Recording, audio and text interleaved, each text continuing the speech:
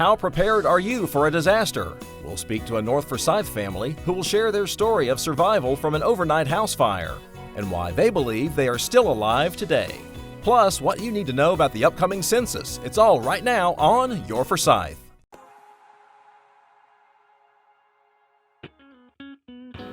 Thanks for watching. You've probably heard the expression at some point that smoke alarms save lives. These tiny devices are something most of us probably only think about when it's time to change the batteries. But for the Veltre family who lives in this North Forsyth neighborhood, they truly made the difference between life and death. Russell Brown has their story.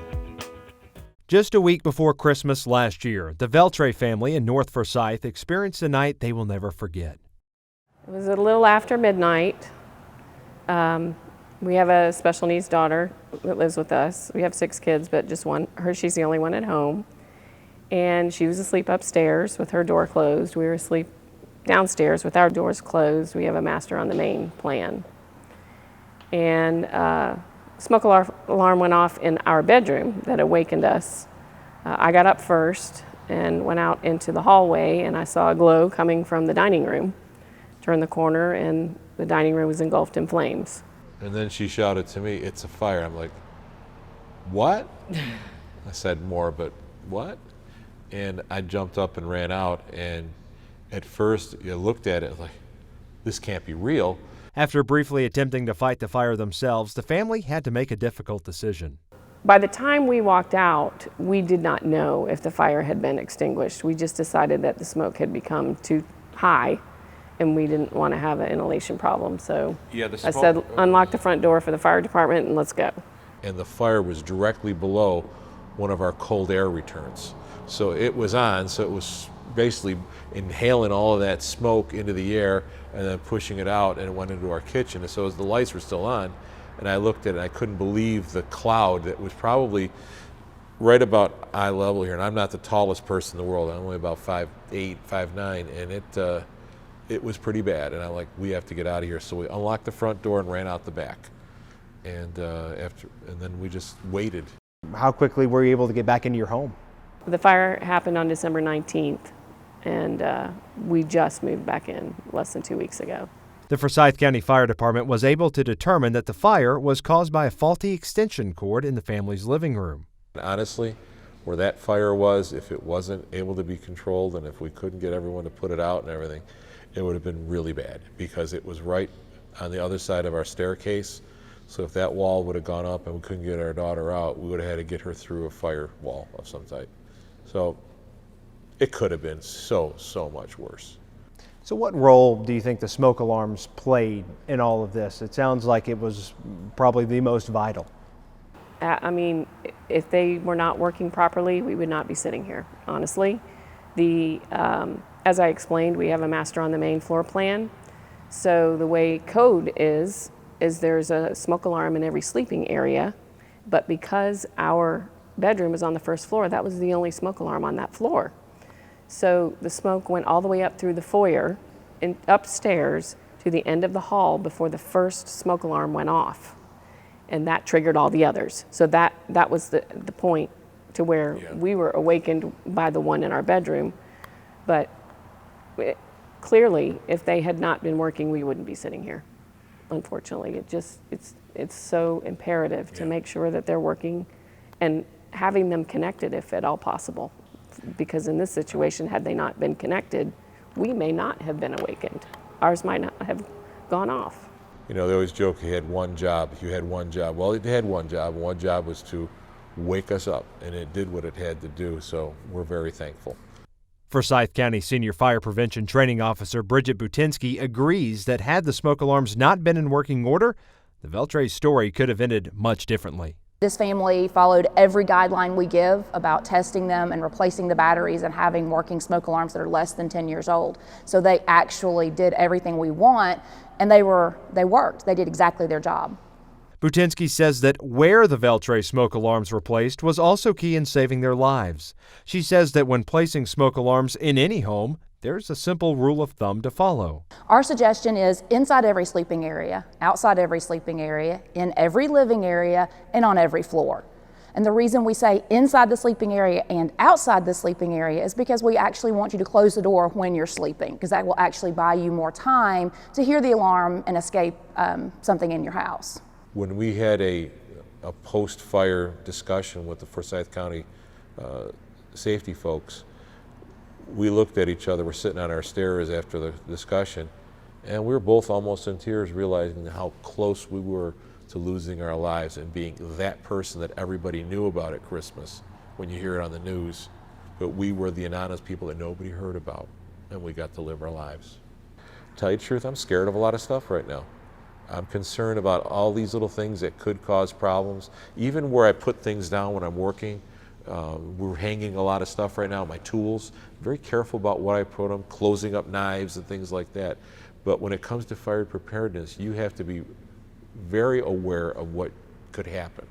So I've been a huge advocate for the last 2 months, and I think my coworkers and a lot of people I run into, my comment to everyone is, I'm going to give you a good piece of advice right now. Make sure you have good working smoke detectors, especially a lot of the guys that were contractors coming in the house, people I ran into, and I'm going to give you a piece of advice. And yeah, it sounds like a crazy man coming out of nowhere, but we've been there.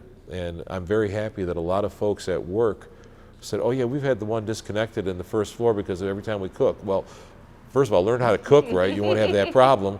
And get that thing hooked up. And one of my coworkers, I was so happy, he came back and said, you know, John, you went through and told me what I had to look for. I tore them all out and put all brand new ones in because mine were so old that they were turning yellow. And if they're turning yellow, they got to go. Because yellow is just an oxidation process that happens over time. And you got to get rid of them. That means they've done their job. They're still somewhat functional, but the technology that's out there now is so much better. I didn't know that mine were a combination carbon monoxide and smoke detectors. Thanks to the Forsyth County Fire Department, they explained all that to me. It went step by step and just showed us how fortunate we were that we had the right equipment. Why did we have the right equipment? Our house is newer. If you have a house that's more than 10 years old or even older than that, there's a good chance your fire system is bad. You got to get it checked out. You got to get it changed. The other thing that I would recommend is that to have a plan and teach your children what to do. If they can, I know that there's fire safety classes available in the schools, but make sure that as a family, you know what you're going to do in a situation. We were lucky that the fire wasn't so bad that our daughter was able to come down the stairs and out. But I know that there are ladders that they can have that hang out the windows. My understanding is there's 2 different kinds, and one that can be used only one time, or there's another one that can be used repeatedly. If you have a child that's afraid, train them, have a mock situation where maybe somebody's outside with a ladder to make them comfortable to try it. But that's another thing that I tell a lot of people, especially when you have small children. You want to make sure that everybody knows what to do in this type of situation. If you have questions, call your fire department because I know that they'd be happy to answer any questions. Honestly, in my opinion, I think my wife was actually spot on that one because the fire department, I think, enjoys teaching people more on not having fires in their house rather than putting them out. They would have more of these stories like ours than the latter. I mean, the only time you hear about a fire is when you hear there was a fire, family of 4, they all perished, and then you hear the tagline at the end, the smoke detector didn't have a battery in it, or the smoke detector was broken. It's so simple. For $20 at a very minimum on one floor, you have that silent sentinel ready to save your life. Roughly 3 out of every fire deaths occur in homes with no working smoke alarms, so please take the necessary time today to make sure that your family is prepared for an emergency tomorrow. To contact the Forsyth County Fire Department for more information on how smoke alarms save lives and how they can help ensure that your home is prepared for an emergency, email publiceducation@forsythco.com or call the fire department today. Thanks, Russell. And along with changing your batteries twice a year, remember to check your smoke alarms at least once a month. You don't need to be an inventor, scientist, or a county commissioner to shape the future of your community. You just need to be someone who cares about your community. What is the 2020 census? Every 10 years, the census records everyone living in this country. It's written in the Constitution and comes in a questionnaire that counts everyone who lives at your address on April 1st. The data can be used to inform funding for services like fire stations, schools, clinics, and representation that affect your community. Shape your future. Start here. Visit 2020census.gov. By being counted in the 2020 census, you will help inform funding for local school programs, emergency services, and roads in our community.